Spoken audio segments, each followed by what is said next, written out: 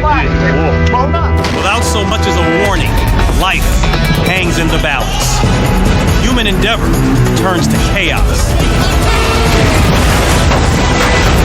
And within seconds, nothing will ever be the same. Ever. In the blink of an eye, destruction can turn an ordinary day into a struggle for survival. Mayhem erupts on an Australian racetrack when two Porsche 911s collide at over 180 miles an hour. And customers flee in terror when a 2-ton car plows through the front of a grocery store. Don't even try to get comfortable because everything is going to be destroyed in seconds.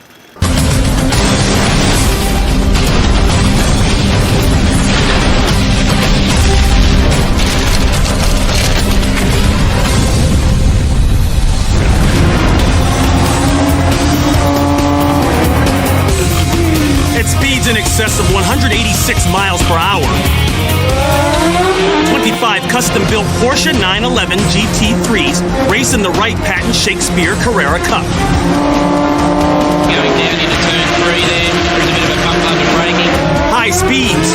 They're bouncing around a fair bit. Hairpin turns. They're on the outside for turn 3. And close calls are the ultimate test for these drivers and their $250,000 race cars.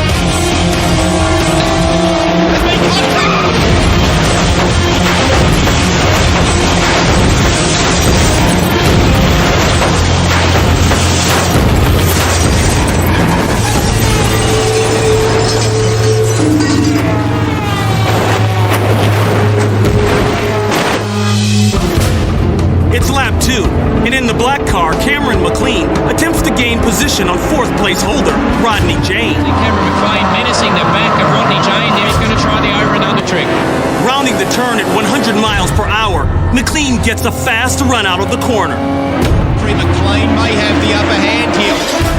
With both vehicles now traveling on the same line, Jane accidentally hits McLean's left rear quarter panel. There's been contact. McLean's over. That's a big one. McLean loses control, launching his car over the curb. It smashes through signage and barrel rolls nearly 8 times. The front wheel flies off. The door is ripped away. Debris from the crash goes flying. The Porsche finally lands on its side, roughly 330 feet away. Massive crash. That's gone over at least 4 or 5 times. Seconds later, McLean climbs out of the mangled wreckage. Thankfully, Cameron's okay. He credits his ability to walk away from the crash to 2 factors. 1, protection offered by his head and neck support system, which is called the Hans device. And the other is his roll cage. Repairs to McLean's Porsche total $150,000 in parts alone.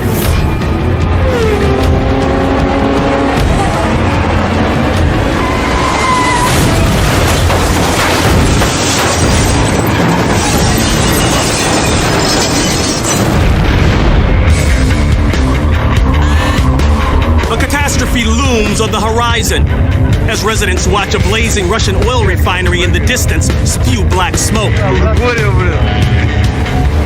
8 massive tanks storing over 31 million gallons of crude oil are rapidly heating up. The stored oil has a flash point of 141 degrees. Firefighters spray the tanks with water and foam in an attempt to cool down the oil. But their efforts prove futile as a pillar of fire shoots almost 200 feet into the air. No one is prepared for what happens next.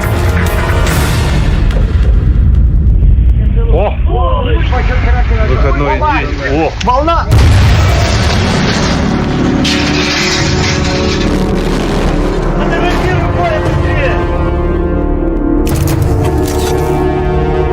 From 12 miles away, one of the 5 million gallon storage tanks appears to silently explode. The shockwave hits seconds later. The delay is because both sound and the shockwave travel slower than the speed of light.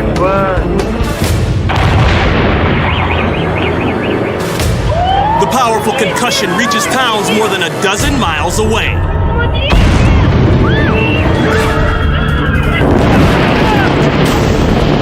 Inside the refinery, emergency crews work through the night, extinguishing the flames.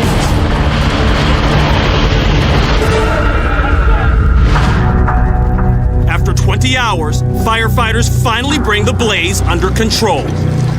By mid-afternoon, all that's left are the charred remains of 4 of the 8 tanks. $4.5 million in crude oil has gone up in flames. Reconstruction costs are estimated at an additional $48 million. Officials say a lightning strike triggered the blaze. Of the 8 firemen who suffer burns, 4 later succumb to their injuries. Thankfully, fire crews safely evacuate hundreds of plant employees. The refinery is found to be in violation of several safety measures and is fined $200,000. The plant continues to operate today.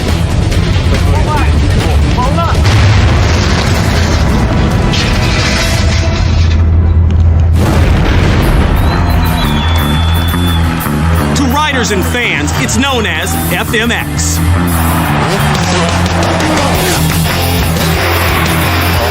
To everyone else, it's freestyle motocross. One of the most spectacular and dangerous two-wheeled sports. In competitive FMX, the goal is to impress the judges by pulling off the most outrageous stunts imaginable.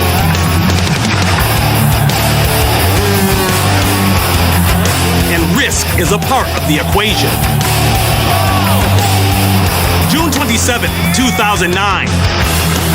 24-year-old Thomas Paget is a top FMX rider from France. His plan is to wow the crowd and judges at the Stockyard Arena by pulling off a front flip. A trick never before attempted in FMX competition.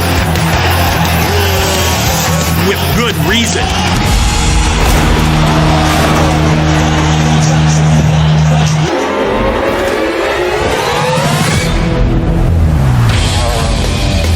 Tomas launches perfectly, but he starts his rotation too late, not allowing enough time to complete the front flip. Realizing in midair that the trick is botched, he tries to push himself away from the bike. He plummets the height of a 3-story building onto the hard-packed dirt.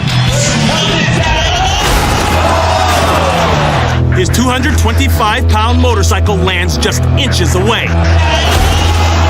Tomas lies on the ground holding his left hip. Moments later, the fallen rider is able to stand. Tomas limps out of the stadium, waving to his fans. Tomas suffers severe bruising, and his bike incurs $750 in damages.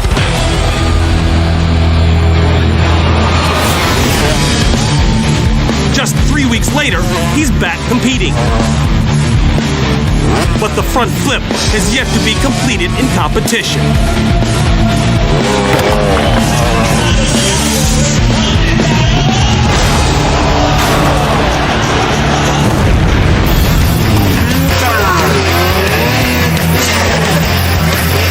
At 2,600 feet above sea level, extreme snowmobiler James Peyrouse carves up virgin snow, wherever he can find it. Riding a 160 horsepower machine, James pushes the limits of gravity and geography. Today, James and his friends are videotaping some stunts for an extreme sports video. In search of his next big drop, James checks out a snowy glade. The location appears to be an ideal spot for a picture-perfect jump. James goes for it.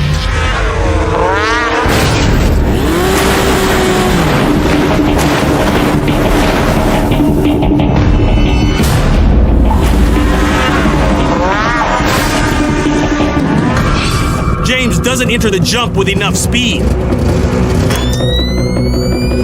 Tries to grab more air by lifting his nose.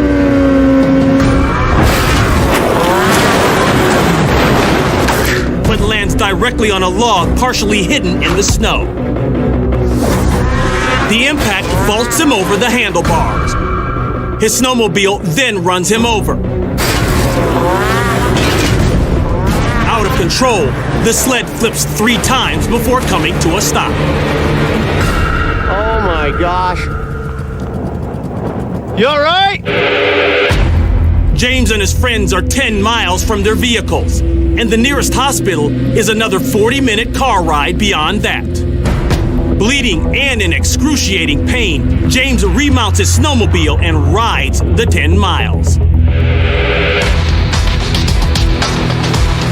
An X-ray reveals fractures in James' L2 and L3 vertebrae. He also suffers a concussion and a gash to his face.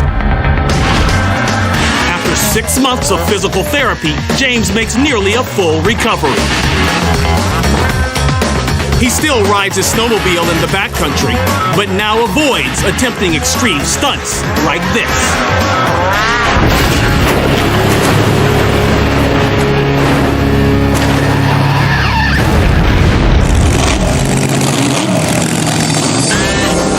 September 2000. It's called the Parker Strip, a stretch of Colorado River renowned as a playground for water sports.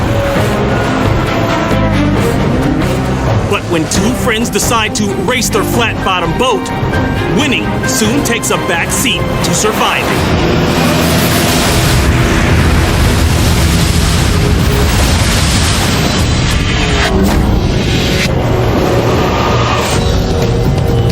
Henry Hilbrecht and James Mayer race a 1972 Byers against a much larger Eliminator. The Byers hits a wake and comes down slightly on its right side, throwing the boat off balance.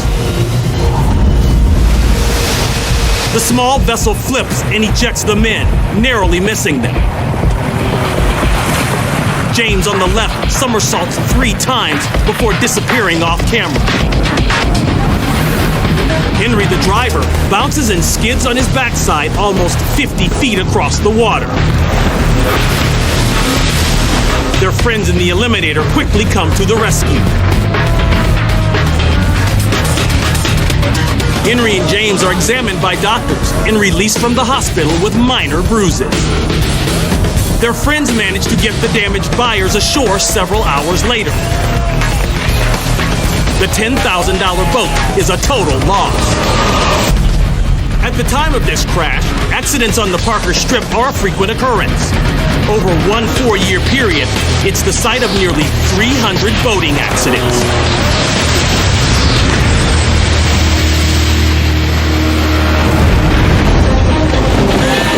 September 21st, 2007.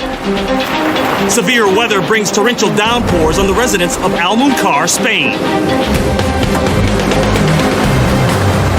2 local rivers rapidly overflow, sending a surge of water raging through the city. The destructive current ravages buildings and other structures.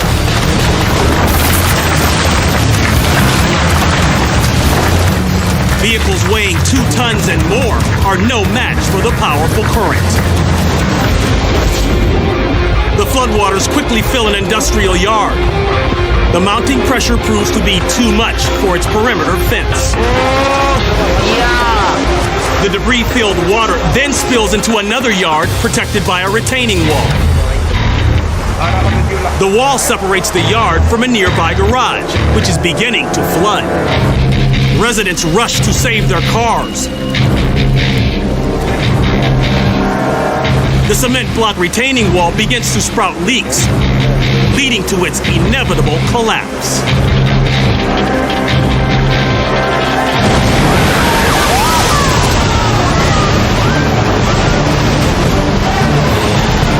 The torrent of muddy water explodes through the wall and surges down the incline.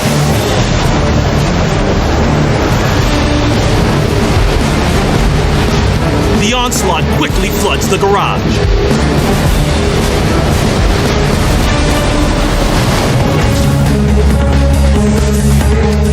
When the storm passes in the late afternoon, residents begin the massive cleanup.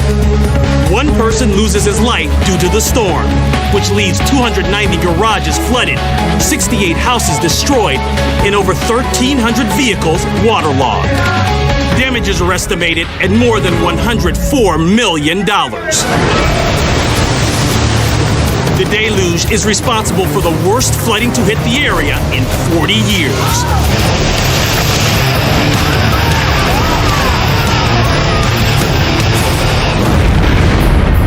When the gate opens, one thing is certain. Either the bull will use its 2,000 pounds of fury to toss the cowboy, or the horn will sound, signifying the rider's 8 seconds are up. But no matter how long the ride,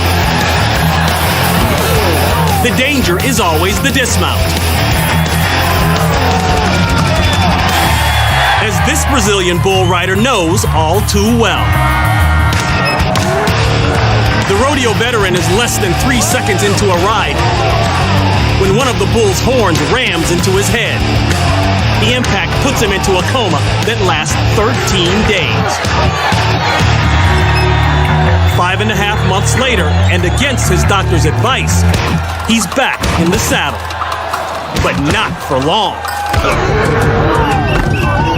5 seconds into his ride, the cowboy is knocked off balance, with his riding hand still tethered to the bull. He spins 360 degrees and lands directly on the bull's head. A simple flick of the animal's neck tosses the rider skyward, only to land him back on top of the bull. Hitting the ground with enough force to knock off his helmet, his now unprotected head is stomped by the bull. The bloodied and dazed rider climbs out of the ring. He suffers 8 fractures to his skull, all in the same area where he sustained his previous head injury. But the rodeo champion is undaunted. Once fully recovered from this battering, he again returns to the sport he loves.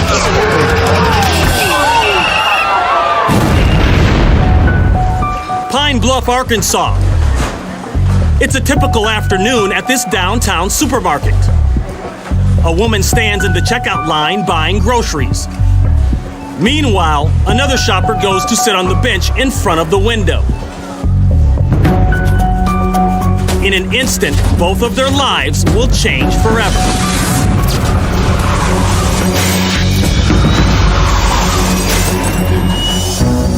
The woman sitting on the bench is directly in the path of a speeding car.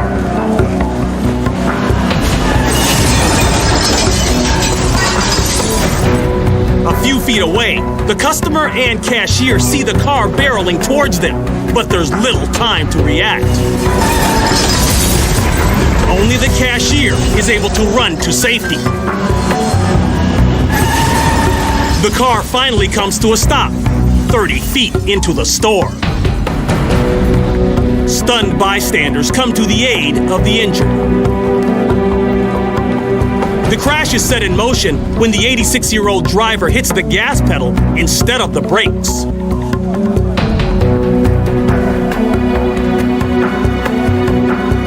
The woman on the bench suffers third-degree burns as she's dragged under the car.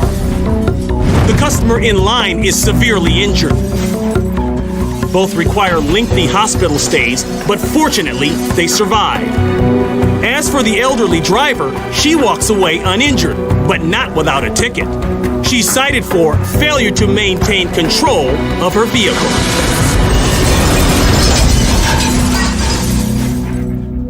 Looking for destruction? You know where to find it, right here on Destroyed in Seconds. I'm Ron Pitts. We'll see you next time.